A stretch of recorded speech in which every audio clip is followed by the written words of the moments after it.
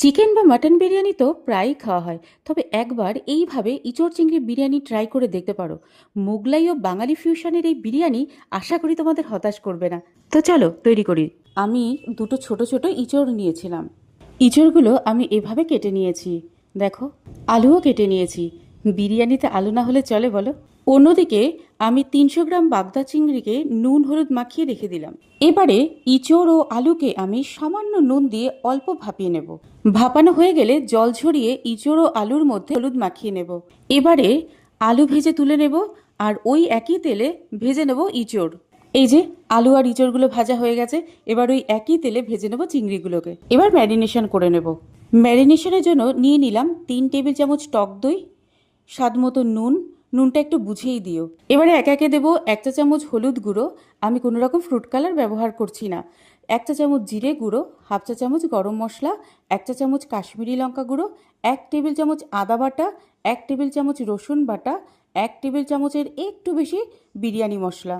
ঘরে কিভাবে বিরিয়ানি মশলা তৈরি করবে তার রেসিপি আমি এর পরের ভিডিওতে দিয়ে দেবো। এর সাথে আমি দিয়ে দেবো 1 টেবিল চামচ কেওড়ার জল, 1 টেবিল চামচ গোলাপ জল। সব কিছু ভালো করে একবার মিক্স করে নেব, আর শেষে দিয়ে দেবো 1 চা চামচ এলাচ গুঁড়ো। আরও একবার ভালো করে মিক্স করে নেব। এবার এর মধ্যে দিয়ে দেবো ভেজে রাখা আলু, ইঁচড় ও চিংড়ি। ভালো করে মিশিয়ে মিনিট 15 রেখে দেবো। অন্যদিকে উষ্ণ গরম দুধের মধ্যে দিয়ে দেবো জাফরান ও 2 ফোঁটা মিঠা আতর। একসাথে ভালো করে মিশিয়ে রেখে দেবো। এবারে বিরিয়ানির রাইসটা রেডি করব। জল একটু গরম হলে এর মধ্যে দিয়ে দেবো একটা তেজপাতা, একটা বড় এলাচ, 3টে ছোট এলাচ, 4-5টা লবঙ্গ, একটা দারচিনির টুকরো, একটা জয়িত্রীর টুকরো ও একটা স্টার অ্যানিস। দিয়ে দেবো 2 চা চামচ নুন ও 2টো স্লাইস করা পাতিলেবু। তোমরা পাতিলেবুর পরিবর্তে ভিনেগারও দিতে পারো, এতে চালটা ভেঙে যাবে না ও সাদাও থাকবে। আমি 500 গ্রাম ভালো কোয়ালিটির বাসমতি চাল আধ ঘন্টা জলে ভিজিয়ে রেখেছিলাম। 70% সেদ্ধ হয়ে গেলে জল ছড়িয়ে নেব। এই যে 70% সেদ্ধ হয়ে গেছে। 15 মিনিট পর প্যানের মধ্যে তেল গরম হলে এর মধ্যে দিয়ে দেবো ম্যারিনেট করা আলু, ইঁচড়, চিংড়ি। লো টু মিডিয়াম ফ্লেমে রান্নাটা করে নেব।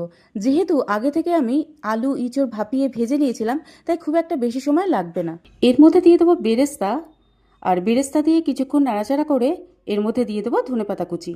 এই যে রান্নাটা হয়ে গেছে। রান্নাটা হয়ে গেলে অর্ধেকটা তুলে নেব।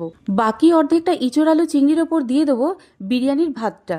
ভাতের ওপর থেকে দিয়ে দেবো আগে থেকে ভেজে রাখা বেরেস্তা। পারফেক্ট মুচমুচে বেরেস্তা কিভাবে তৈরি করবে তার ভিডিও আমি আগামী পর্বে দিয়ে দেবো।